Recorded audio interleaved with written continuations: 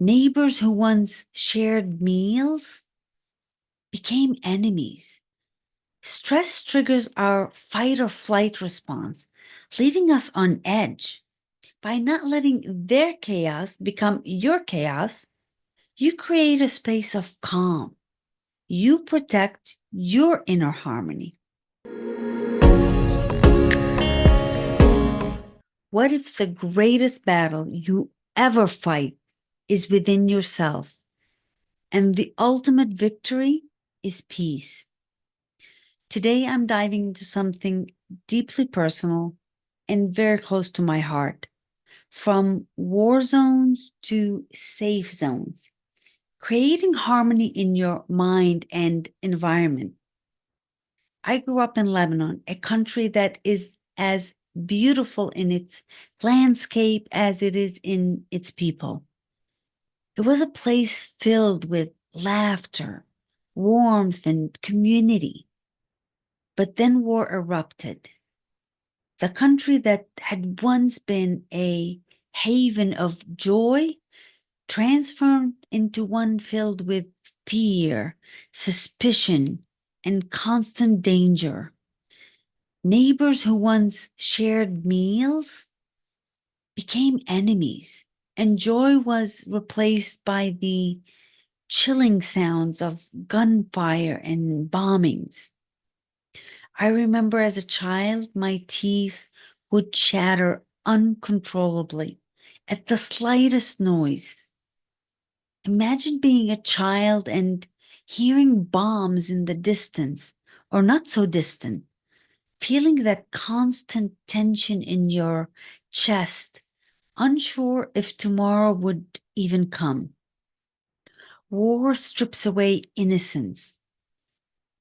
But even amidst that chaos, I felt something deeper within me.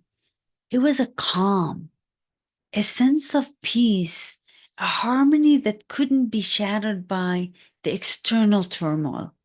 At that age, I didn't fully understand it, but now I know that it was the beginning of my understanding of inner harmony, something that we all have the ability to cultivate, no matter what's happening outside of us.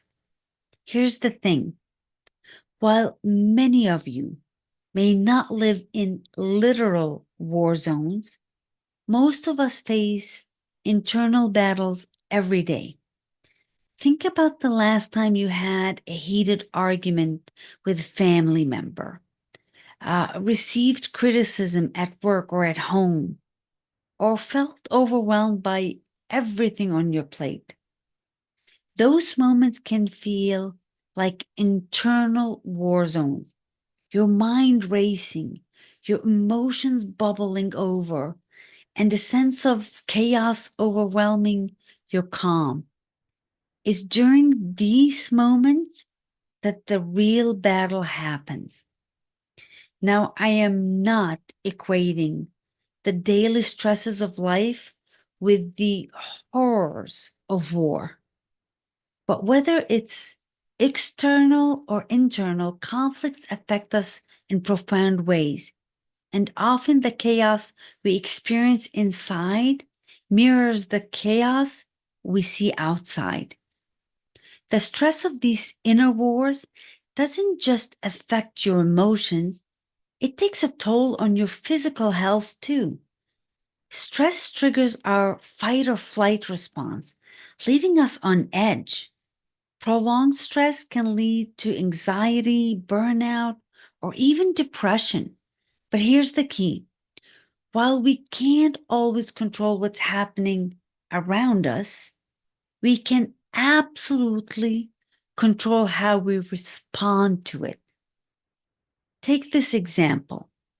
You're at work and a colleague snaps at you during a meeting. Your first instinct might be to snap back or get defensive. But what if instead you paused for a moment, took a deep breath, and realized their outburst might be more about their stress than about you? By not letting their chaos become your chaos, you create a space of calm. You protect your inner harmony. For me, inner harmony is that deep sense of calm and stability that doesn't waver no matter what's happening externally. At your core, you remain still, grounded, and centered. But here's the thing: inner harmony doesn't mean avoiding life's challenges or pretending everything's perfect. It's about acknowledging those challenges and choosing how you respond to them. Let's talk about 3 key tools for cultivating inner harmony: self-care, emotional intelligence, and mindfulness. Self-care is another critical part of maintaining inner harmony. It's not just about bubble baths or treating yourself, though that can be very nice. It's about ensuring your basic needs are met, getting enough sleep, eating nourishing foods, and making time for rest and movement. When I create my safe zones at home, they are intentional. I surround myself with photos and artwork that bring me peace. These small touches turn my environment into a sanctuary where I can recharge and stay grounded, just like the pieces you see behind me. Now, let's dive into emotional intelligence. It's about understanding your own emotions and recognizing the emotions of others. Here's a scenario: you receive a tough, almost rude email from a client. Your first reaction is to feel defensive or angry. But before you react, pause, take a breath, and try to see beyond their words. Maybe they're having a tough day. Responding with empathy instead of anger can transform the situation and protect your inner calm. Emotional intelligence allows you to respond thoughtfully rather than react impulsively. Mindfulness. Mindfulness is about staying present, fully experiencing the moment without getting swept away by the past or future. It's like this: imagine being stuck in traffic after a long day. You're tired, frustrated, and everything feels like it's going wrong. Instead of letting that frustration consume you, take a deep breath. Breathe in slowly through your nose and out through your mouth. Focus on the sensation of the breath filling your lungs. With each exhale, let go of some of that tension. You'll feel a shift, a return to calm. This simple act of grounding yourself can help you restore your inner harmony even in the most stressful situation. Mindfulness is the backbone of emotional intelligence. Let's talk about the importance of your environment. Your physical space reflects your inner space. If your surroundings are cluttered and chaotic, it can be hard to find peace. Take the time to declutter and organize your space in a way that feels calm and welcoming. I rearranged my home office, and just by removing clutter and adding a few inspiring pieces of art, the energy in the room shifted. I felt lighter, more focused, and more at peace. I love the pieces around me. Your social environment matters too. If you're constantly around people who drain your energy or bring negativity into your life, you will feel that chaos internally. It's okay to set boundaries with those people who pull you down. Surround yourself with people who uplift and inspire you. And just as importantly, be that uplifting person for yourself. Lastly, be mindful of your digital environment. We spend so much time online, and it's easy to feel overwhelmed by the constant notifications and negativity.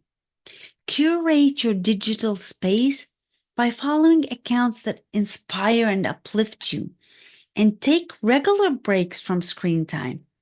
Your subconscious absorbs everything you expose it to. So be selective about what you let in. It doesn't differentiate between positive and negative. Maintain inner harmony is not always, especially in moments of profound loss or grief. When I lost loved ones, my sister to cancer, my father to dementia, I realized that harmony isn't about avoiding pain. It's about being present with it, accepting it, and allowing it to exist without letting it consume you. Harmony doesn't mean there's no pain. It means there's peace amidst the pain. When challenges arise, don't see them as obstacles. See them as opportunities to deepen your practice of inner harmony. That difficult client, a chance to practice patience. That traffic jam, an opportunity for mindfulness. Every challenge is an opportunity to strengthen your inner sanctuary. Creating harmony in your mind and environment is an ongoing journey. It begins with the recognition that while you can't control everything that happens to you, you can control how you respond by practicing mindfulness, embracing emotional intelligence, prioritizing self-care, and creating supportive environments. You build your own safe zone, a place of peace and harmony that external chaos cannot penetrate. Remember, your inner peace has a ripple effect. When you cultivate harmony within you, you contribute to a more peaceful world. I hope these insights help you cultivate your own safe zones of harmony. For us to create a world that we all love to be a part of and live in. Please remember, your attitude determines your altitude. I will see you in the next podcast.